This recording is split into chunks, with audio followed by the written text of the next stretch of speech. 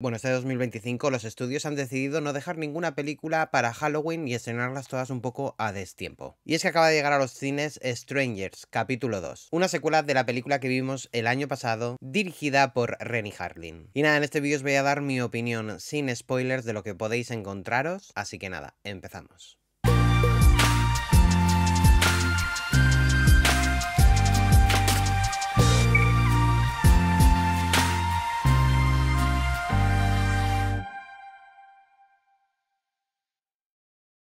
No recuerdo si el año pasado finalmente hice del capítulo 1 de esta trilogía. Pero bueno, para los que me seguís en Letterboxd, que por cierto os dejo el enlace en la cajetilla de descripción, pudisteis ver que mi puntuación fue bastante baja. Creo recordar que le di 2 estrellas de 5. Esa película, Strangers, era un remake de la película Strangers, protagonizada por Liv Taylor hace ya unos cuantos años, en la que una pareja de enamorados era perseguida, acechada y asesinada por 3 personas con máscaras de muñecas. Bueno, y con un saco en la cabeza. Y bueno, esta secuela sigue exactamente donde lo dejó la primera, ¿vale? Tenemos a nuestra protagonista que logró sobrevivir en el hospital y bueno, pues vemos cómo este trío de asesinos va tras ella para terminar con su vida. Como os he dicho, la película está dirigida por Renny Harlin, que ha sido el encargado de dirigir las 3 películas, ¿vale? El año que viene supongo que se estrenará el capítulo 3. Y ha sido el director de películas como Pesadilla en Elm Street 4, El amo del sueño, La fantástica jungla de cristal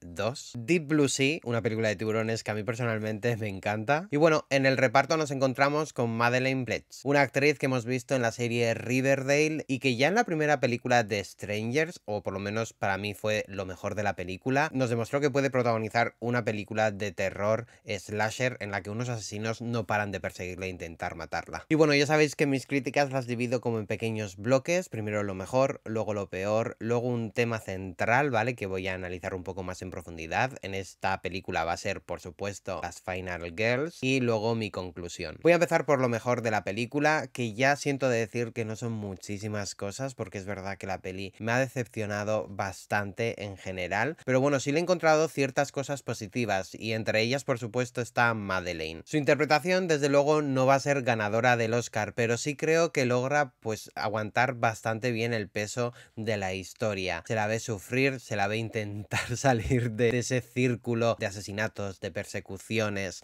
De verdad que creo que nos da absolutamente todo en pantalla, así que eso pues es una de las cosas positivas de esta película. Y también otra de las cosas positivas, aunque también tiene algún pero una de las cosas positivas es el ritmo de esta película, no para en ningún momento, y es que bueno, como ya no nos tienen que explicar el inicio, porque ya nos lo explicaron en el capítulo 1, pues esto va a toda leche. Quiero decir, al final es una persecución constante en la que esos asesinos van a intentar acabar con la vida de la protagonista y llevarse a cualquiera por delante. Así que bueno, esas son las cosas positivas, la entrega de la actriz en la historia y el ritmo de la historia. Pero sí le he encontrado bastantes carencias y hay algunas decisiones que a mí personalmente no me han gustado demasiado. Yo no voy a adentrarme en spoilers porque no quiero contaros pues algunas cosas de la película, pero sí voy a dejaros un poco un dibujo de lo que os vais a poder encontrar. Quizá uno de los grandes problemas de esta película es que no llega a explotar en ningún momento lo que estamos viendo. Al final nos encontramos con un capítulo intermedio, sabiendo que va a haber una tercera parte y que la primera era la que nos explicaba toda la situación. Nos encontramos una parte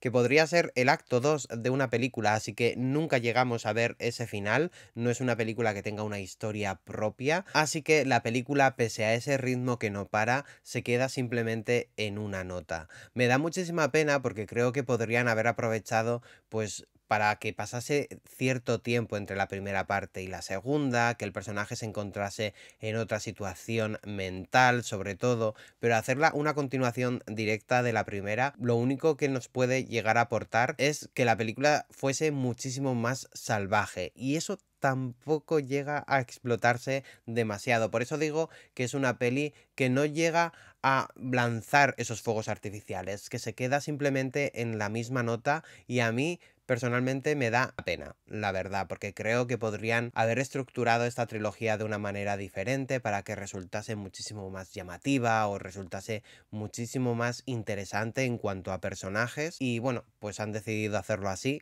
y a mí personalmente se me queda un poco plano. Y a esto también sumamos que, bueno, cuando tuvimos la peli original de Strangers, ¿vale? Eran unos asesinos que daba igual quiénes fuesen, porque habían como tirado unos dados y que esa pareja fuese la pareja asesinada. Da igual el background de los personajes, da igual absolutamente todo. Y creo que en esta peli es que lo rompen por completo, porque todo ese elemento que había de desconocimiento de que cualquiera podía ser un asesino, que cualquiera podía haber sido la víctima, lo rompen por completo en esta película, pese a que la peli no para de repetirte esas frases. Quiero decir, o sea, la peli empieza con la frase como empezó la primera película, en plan cualquiera puede ser la víctima, cualquiera puede ser el asesino, etcétera. Pero luego está siendo un poco contraproducente porque me estás humanizando a esos villanos y de verdad que no hacía falta, o sea, por lo menos para mí no hacía falta porque como que me rompe un poco las leyes de este universo. Entiendo que el director y los guionistas han querido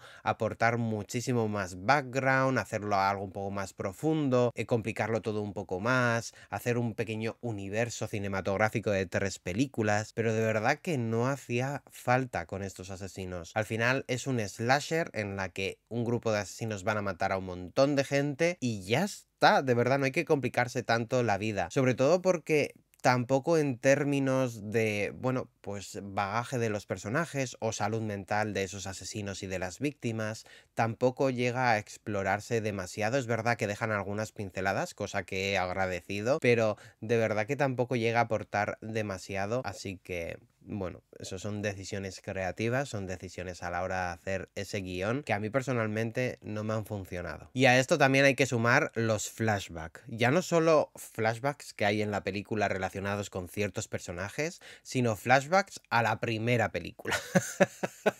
Que, bueno, con una pequeña intro de las cosas se quedaron así, etcétera, yo creo que hubiese sido suficiente. Pero la película yo creo que intenta ahondar en la salud mental del personaje de la protagonista y nos van introduciendo pequeños flashbacks para que veamos que está mal, que se acuerda, etcétera. Y es como, ha pasado hace 2 horas. Claro que se acuerda. O sea, no se ha olvidado de su novio recién, bueno, de su comprometido recién asesinado. Quiero decirte, no hace falta que me pongas esos flashbacks para conectar emocionalmente con el personaje. Da igual que haya pasado 1 año desde que vivimos la película anterior, que no es algo necesario en la historia y creo que entorpece un poco, como os he dicho, tiene buen ritmo la peli, pero creo que entorpece un poco y que hace que el espectador desconecte en muchas ocasiones. Es verdad que mi experiencia cinematográfica con esta película no ha sido la mejor, porque la sala de cine estaba como si estuviese en la muestra sci-fi, gritando, hablando, uno hablando con el móvil, o sea, era todo un show lo que había en la sala de cine, pero